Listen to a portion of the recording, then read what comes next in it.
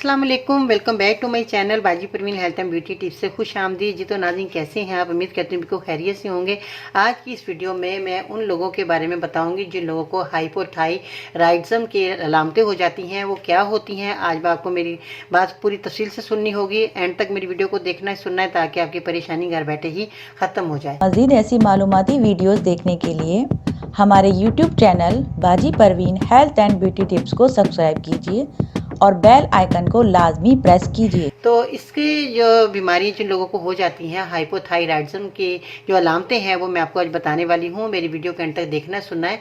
इसमें जो है मुसलसल तवानाई की सतह कम हो जाती है, मुसलसल थकावट महसूस होती है, ख़वातीन का मुश्किल से हामला होना और टखने सूज जाना, फासद हैज़ आ जाना और ब्लड प्रेशर की सतह का मुसलसल बढ़ना, कोलेस्ट्रॉल की सतह का मुसलसल बढ़ना, इस्तिकात हमल के ख़तरात का बढ़ जाना, बाल मोटे या पतले हो जाना, गंजपन होना, मरीज़ का बहुत तेज़ी से सांस लेना और जिस्म के दर्जा हरारत में अचानक कमी हो जाना।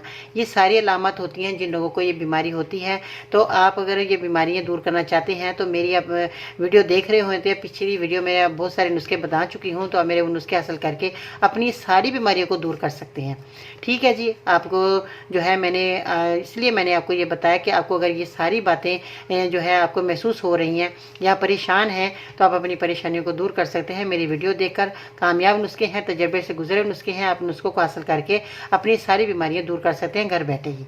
ठीक है जी। अपना बहुत सारा ख्याल रखिएगा। इसके साथ ही बाजी परवीन को इजाज़त दीजिएगा जी। अल्लाह निगहबान।